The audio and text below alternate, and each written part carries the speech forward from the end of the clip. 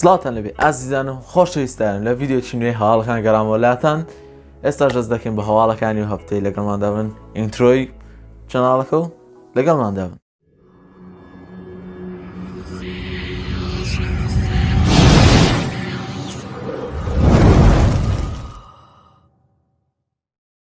لە هەواڵ یەکەمماندا یەک لە شاستین هەواڵەکان کە یاری نینجا گایدن کۆلێکشن ماستەر کۆلێکشن لە بۆ نیتاندۆ سویچ تریلەرشی لێ بڵاوکرایە کە بڕیارە لە بۆ نیتاندۆ سویچ بێتن، بەڵام کاتەکەی دیاری نەکرای، بەڵام یەکە لە یاری شازەکان لە داهاتوو ئینشاڵڵا هەر نیتاندۆ سویچی دەکڕم، نیتاندۆ سویچی هەر بەدەستم دەکەی ئینشاڵڵا ئەو کاتی یاری پێ دەکەم، تاکید بن کە دەیکڕم، چونکە یەکە لە یاریە شازەکانی ژیانم لە تۆپ 3 یاریەکانمان لە تۆپ 3 یاریەکانم کە ئەمە کردبم. بەڕاستی یاریێکی ناوازە کە ئێستا لەسەر ئەکسبۆکسی 360ەکەی خۆشم کە هەیتم بە نینجا گایدنی 2 کە لە ئەکسبۆکس ئۆریجیناڵ هەبوو بە داونلۆد دامنایتێ ناوێ بەسەتە یاری پێ بکەم، یاری چەندە نایابە بەڕاستی نایابە. لە هەواڵی دواتریشماندا لەسەر فیلمی مۆرتال کۆمباتی کە بڕیارە لە مانجی 4 بڵاو بکرێتەوە وەزام 16 هەفتەی سارە کە لەو ساڵ بڵاو دەبتەوە کە بەڕاستی فیلمەش ناوازە دەبێتم بەڕای من، چونکە مۆرتال کۆمبات من عاشقی یاری مۆرتال کۆمباتم لە ڕووی فایتینگەوە، بەڕاستی یاریێکی نایابە، چونکە یاری مۆرتال کۆمبات لەیەکەوە هەتا بەس 11ەکەم دەکرێت لەگەر دەیەکەی ئەکسەکە ئەوان تکەم هەموو کردیە، بڕیارە ئەوانش پێیا بکەم لەوە خۆم، بڕیارە لە هەفتەی چارەوە بزان بڵاو دەکرێتەوە فیلمەکە کە لە HBO Max دەبیتن، فیلمەکە بەردەست دەبیتن، دەتوانین بە شازی ستریمینگ کە لە شوێنی تریش بە ڕێگای تریش بەدەست دەکەی گەویستە فیلمەکەی تەماشاکی HBO شت نەبیتن کە HBO زانمە تاکو ئێستا سێڤەریان لە بۆ عێراق بەردەست نییە. لە هەواڵی دواترماندا لە بۆ یاری فال گایز، یاری فال گایز بڕیارە لە بۆ ئەکسبۆکسی سیریەس و هەروەها نیتاندۆ سویچ بەردەست بیتن لەو ماوەیەدا بە ماوەیەکی کە ئۆتۆمانگێک دومانجیتر لەوانەیە بەردەست بیتن یاریەکە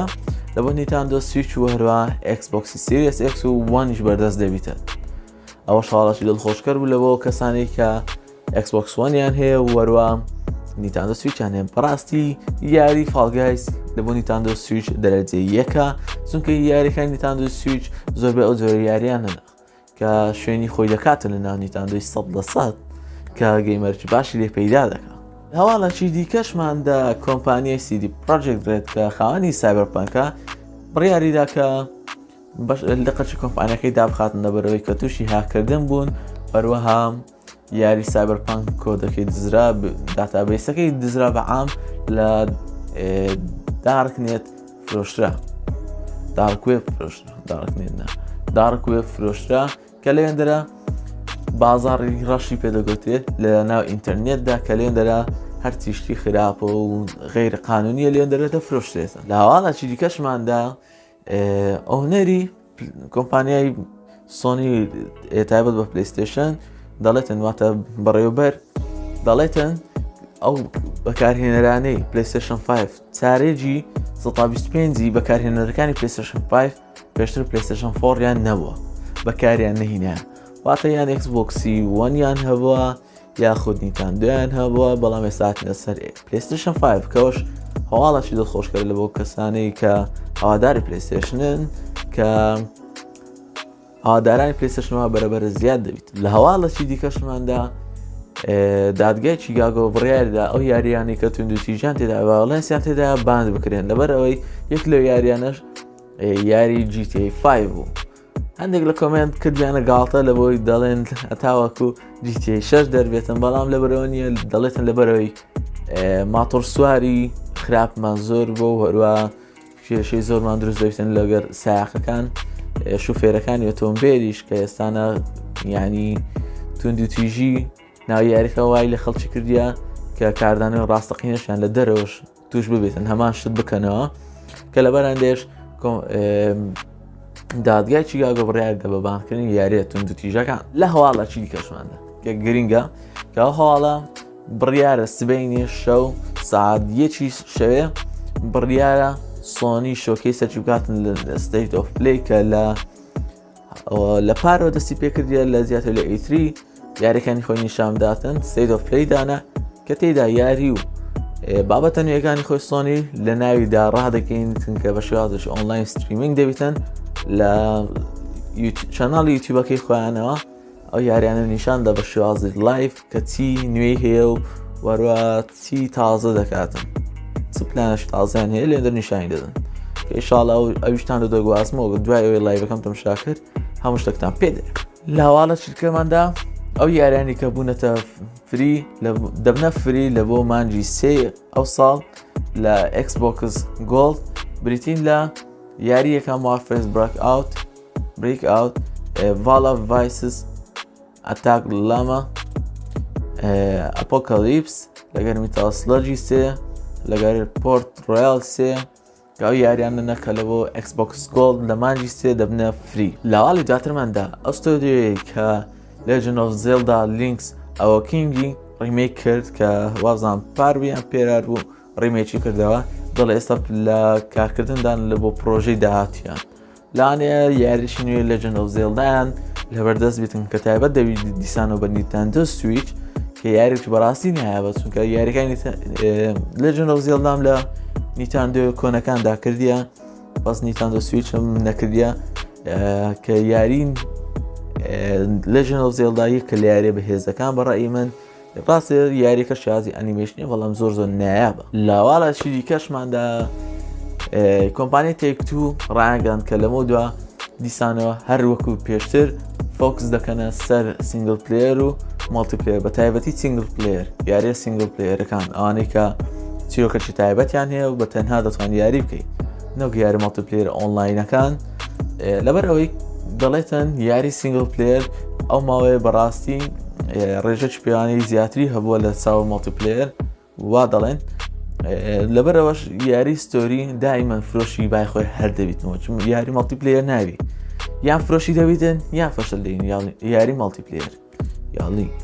یاری مالتیپلێر یان بەرز دەبتەوە یان دادەبەزیت هەر ئەوەندەیە بەڵام یاری ستۆریەکان دائیمەن لە بەرزبوونەوەدان لەواڵەشی کەشماندا پێترۆ پاسکال وەکو کارکتەری جێل لە بۆ The Last of Us فیلمی The Last of Us دەستنیشان کرا وەروە بێڵ ڕامزیش وەکو کارکتەری ئەڵی دەستنیشان کرەکە پێترۆ پاسکە بەڕاستی کە لە کارکتەرانی کە دەتوانیتن هەستەکانی پێوە دیار دەکەوێتن لە ناو فیلم و درامادا کە بەڕاستی یەکە لە کارکتەرە سەرکەوتوەکان لە ناو جیهانی فیلمدا کە دەورەی ڕۆڵەشی بەرچاوی هەیە کە من کێفم پێی دێتن وەروە بێلا ڕامزیش لە زنجیرەی Game of Thronesیش بەشداری کردیە کە نازانم وەکو بوو ئەو کارکتەریان ئەو کچیان هەڵبژارد وەکو کارکتەری ئەڵی بەڵام یوادارم فیلمەکی سەرکەوتوی دەرسی چکە دەرهێنەرەکەشیان هەمان دەرهێنەری یاریەکە دەبیت لە هەواڵە کەشماندا دروستکەرانی کرێتەرەکانی یاری Silent Hill دەرهێنەرەکانی دەڵێتن ئێستاوە لە دروستکردنی یاریێکی نوێنە کە ئۆرەر دەبیتن ترسناک دەبیتن کە یاریەکە هەتا ئێستا نیشان نەدرایە هیوادارم یاری Silent Hill بیت کە یاری Silent Hill بەڕاستی یاریێکی ترسناکە یاریەکە زۆر پشت بە پەزڵ نابەستی بەڵام ترسناکیش یەکجار زۆری هەیە کە یاریێکی نایابە بەڕای من زنجیرەی Silent Hill یەکە لە زنجیرە نایابەکان کە هەتا ئێستا مایشی زۆرە بەشی نوێیان لێ دەرنەهینێ لە هەواڵەشگە دیسانەوە Google Stadia ڕایگەیان کە یاریەکان لە هەتاوەکو 2021 کە تێیدا بەردەست بیتن 100 یاریە لە هەواڵەت دیکەشماندا نرخی RTX 36 ڕاگەاندرا کە نرخی $329 دەبێت تەبعاً کە دێتە ئێرانە گرانتر دەبێت لەوانەیە 400 بۆ $450 بیکە بگاتە کوردستان یانش لەوانێ بگاتە نرخی $500 چونکە لەبەوەی باجی دێت سەریەکەم شت نرخی گواستنەوەش گرانە لە بەندەی نرخی زیاتر و زیاتر دەبێت وەتە بەرەبەرە چاوەڕێکن ئەگەر دەتانێت 36 بکڕن وەتە چاوەڕێکن تاوەکو نرخەکەی دێتەوە خوارد لە هەواڵەشی کەمەدا ئەو یاریەیە کە دەنگۆیەکی زۆری لەسەر ئەو ماوەی قسەی زۆر لەسەر دەکردن یاری ڤالهایم کە یاریی سێرڤایڤڵە لە بۆ PC بەردەستە لە Steam یاریکە سێرڤایڤڵە باسی میتالۆجی نەرویجیەکان دەکاتن کە ئۆدین و خاوەندەکانی نەرویجی هەموو تێدای ڤایکینگەکان کە ڤالهایم یاریەکی سێرڤایڤڵە کە ماوەی ڕێژەی پێوانەیەشکان کە لە ماوەی 2 هەفتەدا زیاتر لە 3 ملیۆن کۆپی لە یاریەکە فرۆشرا کە یاریەکە نرخی $20 یاریەکە دەتوان بڵێم لە ڕووی سێڤایڤڵەوە وەکو تقریبان وەکو یاری ئارک سێڤایڤڵ دەبیتن کە ئارک سێڤایڤڵ یارێکی هەتا ئێستا کۆنەوە بەشی دوێمشی لە ڕێیە بەڵام باڵهایم دەتوانێت تاوە ڕشتی زۆر دروست بکەیت جیازە لە ڕووی دیزاین و تەرتیبات و کات و شوێن و شتەکانی جیازە لەگەر ئارک کە یارێکی بەڕایی مە سەرکەوتووە یاریکە لە بۆ کات بە سەربەند یارێکی نایابە زیاتر بسی یارێکی مالتیپلەیەری تکە بکەیت تانەوە یاریانە بکەیتوان فکرەی لێوەردەگرت دیزاین و تەرتیبات و ئەو بابەتانە ئەمەش ڤیدیۆ ڕما هیوادارم بەدڵتان بووبیتن لایکتان لەبیر نەچی سەبسکرایبتان لەبیر نەچ تا ڤیدیۆ چکە کاتێکی دیکە بەخواتان دەسپێرم خواتان لەگەڵ